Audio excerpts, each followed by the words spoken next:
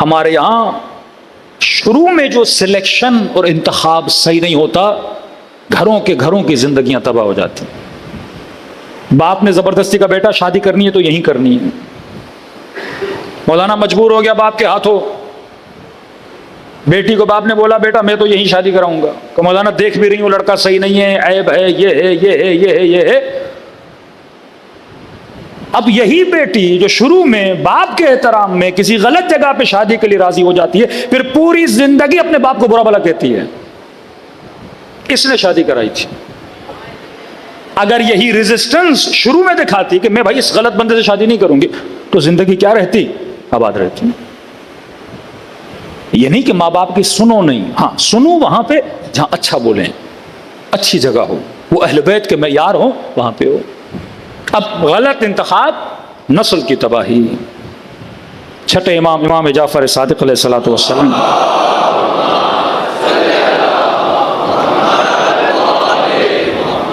امام نے فرمایا جس نے مال دنیا کو دیکھ کر اپنی بیٹی کی شادی کسی نااہل ناخلق بندے سے کرا دی، قیامت کے دن جب اٹھایا جائے گا اللہ کہے گا اس کے نام اعمال میں لکھو اس نے اپنی بیٹی کا خون کیا ہے، یہ قاتل ہے، کیونکہ نسل تباہ کی ہے اس نے.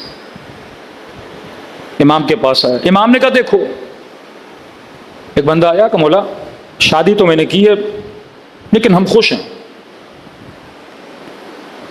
مولا فرماتے ہیں مثال کبھی یونیک کیسز کی نہیں دی جاتی، آل اوور آپ کو مثال دینی چاہیے. پوری دنیا میں بھائی کوا کیا ہوتا ہے؟ کالا ہوتا ہے. اب شاید آپ کسی ملک میں جائے کوا سفید مل جائے، لیکن کیونکہ زیادہ تر کوے کالے ہوتے ہیں تو ہم کہتے ہیں کوا کالا ہوتا ہے. ہو سکتا ہے کوئی یونیک کیس نکل آئے کہ کسی غلط بندے کو بیٹی دے دی لیکن بیٹی بھی خوش رہے. امام نے کہا دو چیزوں پہ ذہن ڈالو. اگر تمہاری بیٹی کے لیے رشتہ آیا، بیٹے کے لیے رشتہ آیا، تم نے مال دنیا اور مختلف چیزیں دیکھ کے شادی کرا دی، دو کنڈیشن ہیں.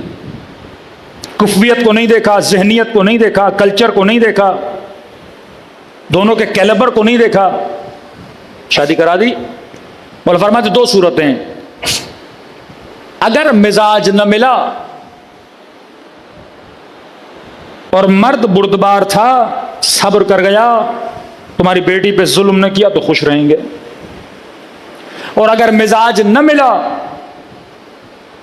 اور اگر یہ بے دین تھا، بردبار نہیں تھا، ہو سکتا تمہاری بیٹی پہ کیا کرے؟ ظلم کرے. تو دو کنڈیشن ہے، یا خوش رہے گی یا نہیں رہے گی. جب وہ مرد اس سے خوش نہیں رہے گا تمہاری بیٹی پہ ظلم کرے گا، یا خوش رہے گا اگر مزاج مل گئے. اور فرمایا اگر تم نے کسی دیندار بندے کو، صاحب تقوی کو، خوف خدا رکھنے والے کو، اہل بیت کے نیٹ ورک کی سوچ میں پنپنے والے کو اپنی بیٹی دی، پھر بھی دو کنڈیشن ہے. ہو سکتا ہے ان دونوں کا مزاج نہ ملے، مزاج مل گیا تو پھر بھی خوش رہیں گے، لیکن اگر مزاج نہ ملا کیونکہ وہ بے دین تھا وہ ظلم کرے گا. یہ کیونکہ دیندار ہے تمہاری بیٹی پہ کبھی ظلم نہیں کرے گا. تو دیندار بندے کا پلس پوائنٹ ہے کہ تمہاری بیٹی کیا رہے گی؟ خوش. اب دینداری کی ایکسپلینیشن کیا معصوم فرماتے دیکھو، امین ہے کہ نہیں، صادق ہے کہ نہیں. دینداری کا مطلب نماز پڑھنا نہیں ہے، دینداری کا مطلب ماتم میں آنا نہیں ہے. زبان کا سچا ہے کہ نہیں، امانت میں کہیں خیانت تو نہیں کرتا. یہ بیسک نشانیاں ہیں، ان میں آزماؤ. پہلے اس کا کیریکٹر دیکھو. ہو سکتا ہے نماز عادتاً پڑھتا ہو، مسجد عادتاً جاتا ہو، ماتم عادتاً کرتا ہو، اس کے اندر معرفت ہے کہ نہیں ہے، یہ چیزیں دیکھو. اور آج کے زمانے میں کسی جوان کو پہچاننا، کسی خاتون کو پہچاننا بڑا مشکل نہیں ہے، پہلے زمانے میں مشکل تھا. کہ مولانا کیسے پہچانے؟ میں نے کہا روش یہ ہے، اس کے ہمسایوں سے پوچھو کیسا ہے، اس کے دوستوں سے پوچھو کیسا ہے. آج پوچھنے کی ضرورت نہیں ہے، اس کا فیس بک اکاؤنٹ کھول دو، ہاں بھائی فرینڈ لسٹ میں چلے جاؤ، پتہ چل جائے گا. ہاں آج کئی خواتین اپنے اکاؤنٹ بنا کے بیٹھی ہیں، دیکھ لو دوست کون سے ہیں، رفقا کون سے ہیں، دوستیاں کہاں ہیں، اس کا مائنڈ سیٹ ریڈ کر لو گے. اگر اس کی فالوونگ میں صرف سنگرز ہیں، بدبخت ہیں، شرابی ہیں، کبابی ہیں، تو اس کی پسند کا تمہیں پتہ لگ جائے گا. لیکن اس کی فالوونگ میں اگر حسین کا حرم ہے، کوئی عالم ہے، کوئی نیک بندے ہیں، کوئی ایسی تنظیم ہے، کوئی ایسے گروپس ہیں، تو پتہ لگ جائے گا اس کا مائنڈ سیٹ کیسا ہے. تو تم اپنی پوری نسل کو کیا کر دو گے؟ بچا دو گے. یزید اثر ہے بنو امیہ کی تربیت کا. عباس اثر ہیں علی کی تربیت کا. ایک ورژن آف علی ابن ابی طالب، دوسرا ورژن آف بنو امیہ. دونوں کارخانے بچے بنا رہے ہیں. ایک کارخانہ ہے جو سلمان بناتا ہے، بوذر بناتا ہے، سبط جعفر بناتا ہے، شہید حسینی بناتا ہے، شہید محمد علی نقوی بناتا ہے. اور دوسرا کارخانہ ہے ضیاء الحق بناتا ہے. دو فکر ہیں. آج جنگ فکر ہے. اگر اہل بیت کے نیٹ ورک میں رہنا ہے تو پہلے اپنی فکر کی اصلاح کرنی ہوگی کہ میں نے سوچنا کیسے ہے، میں نے سلیکشن کیسے کرنی ہے. خاتون آئی، رسول خدا کا زمانہ، حضرت محمد مصطفیٰ صلی اللہ علیہ وآلہ وسلم.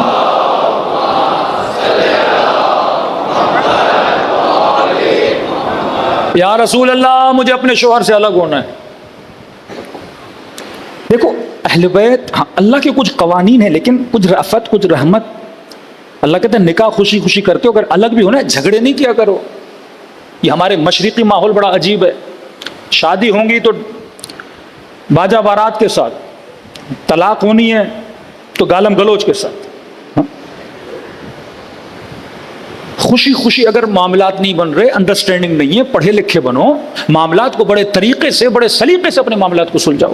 اللہ کی حدیث پڑھو، سمجھاؤ، صبر کی تلقین کرو، ہر چیز کرو. لیکن اگر کوئی چیز نہیں ہو رہی، نہ اپنی زندگی کو خراب کرو، نہ اگلے بندے کی زندگی کو کیا کرو، عذاب میں ڈالو.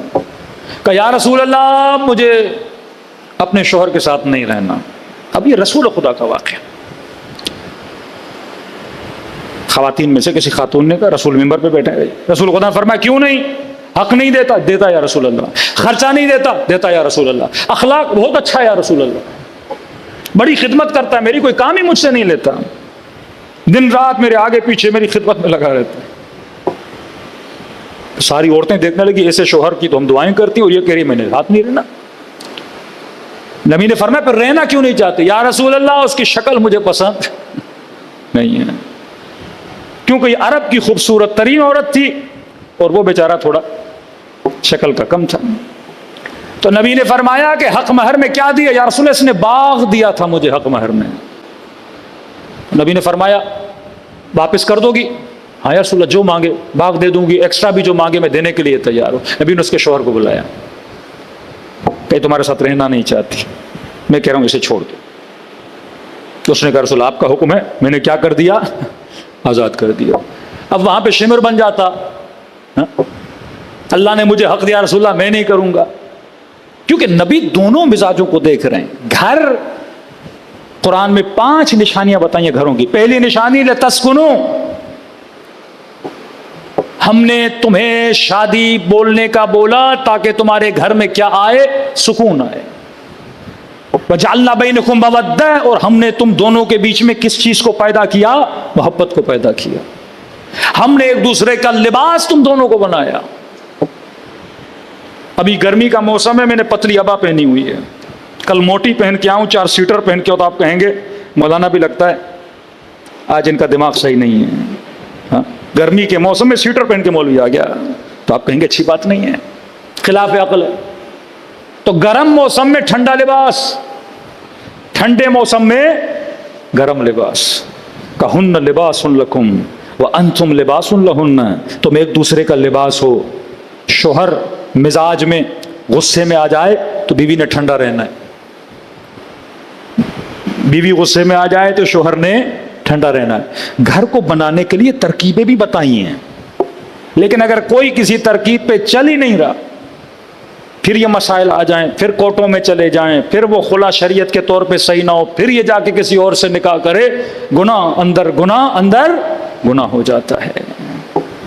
فرمایا شریعت کو سمجھو، مسائل کو سمجھو، گھرولی فیملی کو سمجھو، اہل بیت کے اخلاق کو سمجھو، ان کی رفتار کو سمجھو.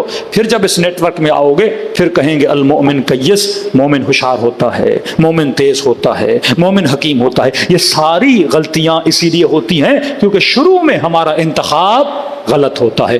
امت کا امامت میں انتخاب غلط تھا، امت قاتل حسین ابن علی بن گئی. اگر تو اپنی زندگی میں انتخاب غلط کرے گا، بچوں کا بھی قاتل بنے گا، کبھی خودکشی کر کے اپنا قاتل بنے گا، کبھی اپنے سکون کا قاتل بنے گا، کبھی اپنی نسلوں کو تباہ و برباد کر دے گا. صلوات پڑھے محمد و آل محمد.